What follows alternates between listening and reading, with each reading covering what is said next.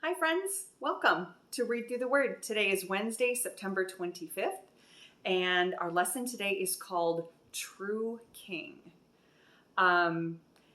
I am so excited to be in the New Testament. I don't know about you, but I am pretty excited about it. I love Old Testament prophecies, and I love the stories woven throughout the Old Testament as people are learning about the character of God, but love that we're in the New Testament now. And so just excited to talk about obviously one of the greatest stories in all of Scripture, the birth of Jesus. So our key verses for today are Luke 2, 4 through 6. And because Joseph was a descendant of King David, he had to go to Bethlehem in Judea, David's ancient home. He traveled there from the village of Nazareth in Galilee.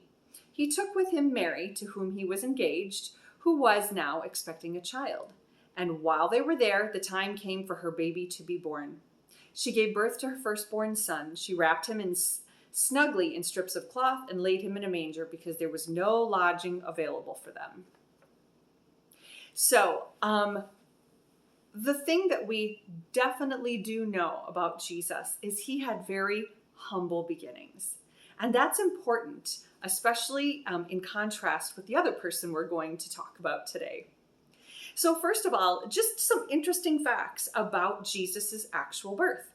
The archaeological Bible states that newborn babies had their navels cut and were washed with water, salted and wrapped in swaddling clothes.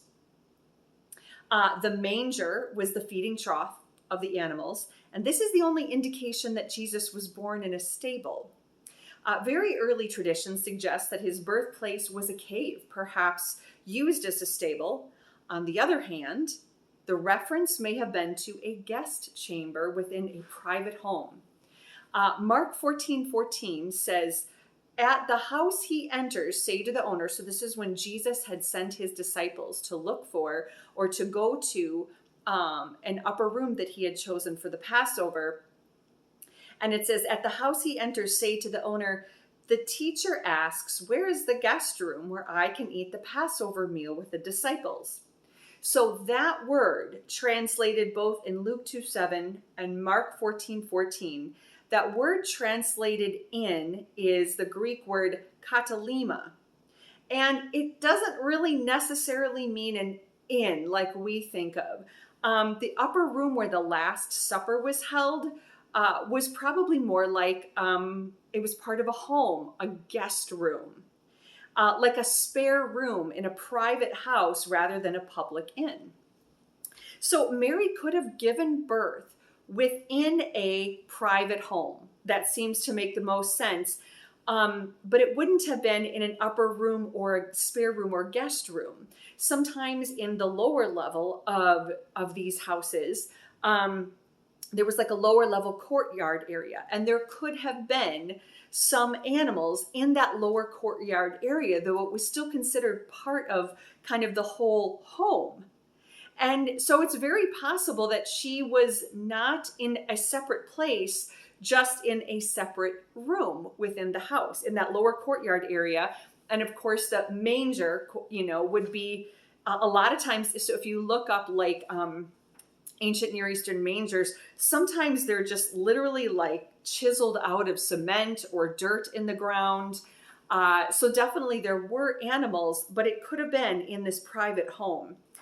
The other option is that it was a cave because, if there were caves nearby, which in Bethlehem there were, a house could have been built next to or near a cave, and that cave could have been an area where they kept their animals. So I went to Israel years ago, and our leader took us into a cave in Judea and just asked us to kind of think about what was that like if that's the kind of place Jesus was born in. Truly, it gives you a very different picture. So no matter where Jesus was born, we do know it was a very humble place. It was humble beginnings, wasn't it? It could have been just in by animals in someone's home in a general courtyard area. It could have been in a cave type area. Either way, these were places where you wouldn't think the king of the world would be born. So I want to contrast that with something else happening in Bethlehem at this time. So we're setting the stage for where the context for where Jesus was born and what the world was like. In one of my lessons, I don't remember, we talked, I don't remember how far back it was, we talked about Edom, and we talked about Esau, Edom, those descendants, and we talked about how Herod is a descendant, was an Edomite, a descendant of Esau. And I said this would be coming up again, this idea that, that we have the line of Jacob and the line of Esau, and there was constant struggle and conflict between these two nations, their whole entire existence, really. And it doesn't stop here. So Herod the Great, who was, the political king at that time, though he knew that he was not the recognized king of Jewish people. Okay, he knew that Jewish people did not look to him as their king. But he was named King of the Jews by the Roman Senate to rule in the region of Judea on its behalf. Herod had massive building projects.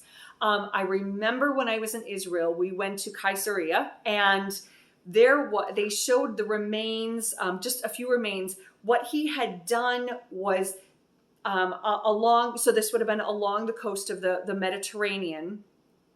He built a pool within the ocean. So along the shore, he had, all these, he had built a wall along the shore, but, within the ocean, and had gallons and gallons and gallons of fresh water brought in to make a pool, sort of within the Mediterranean Sea. I shouldn't say ocean, I should say sea. It's the Mediterranean Sea. So he was just intent on these massive building projects that kind of showed his power, right? Well, in the southeast area of Bethlehem, Herod had a massive building project that he called Herodian. And it was a monumental, fortress type palace, again, in the southeast part of Bethlehem. It contained defensive towers, pools, a Roman style theater, and his own mausoleum named after himself. Okay, so he wanted people to remember him when he died. Herod was violent and paranoid about losing power. He killed his wife. He killed anyone who stood in his way, right? And his legacy was built through violence and force and pride. So kind of literally in the shadow of Herod, Jesus was born. In this exact same town, in somebody's little home, in a little area where there were animals nearby, the King of the universe was born. In the shadow of this Herodian massive palace built by this man who had massive power, or liked to believe he had massive power, or tried to maintain massive power. The image is so stark and it's so easy to see. The lineage of Jesus, I thought about this when I was writing this lesson, why is the lineage of Jesus so important? It shows that he's king. And you think about how hard Herod tried to assert himself as king. And Jesus didn't have to do that. Jesus didn't have to do that. He was the rightful heir. He's the rightful heir, through the line of David, the rightful heir to the throne of the world. And so the humility of Jesus coming into this world as king, and the brute force of Herod overshadowing Bethlehem, saying, I'm king. So amazing, right? And I thought to myself, what would that look like today? So we might have the difference between this huge power structure that says, money, power, fame, it's all me. Herod wanted a legacy after he died. And it wasn't a good one. And he did it through like brute power and force. Jesus did it through love. Jesus built his legacy by loving God and loving others. And I think that's a great place for us to start when we look around to try to find out or to try to discern, what does Jesus look like today? How can I recognize Jesus' not his birth, but how can we recognize the spirit of Jesus today? The spirit of his birth. The spirit of Jesus, we look for humility, love, healing, service, eternal wealth, okay, so things that last forever, and the focus on building an eternal kingdom. Not a focus on what we can gain on this earth, but a focus on what will last forever. A stark picture and a beautiful picture and a great picture for us to follow today. What does Jesus look like? This is what he looked like. Loving God, loving others, giving of himself to make sure that his kingdom, his eternal kingdom was built and that people would know they were loved, they were saved, and that they could dwell with him. Thanks for being here with us today, and we'll see you next time on Read Through the Word.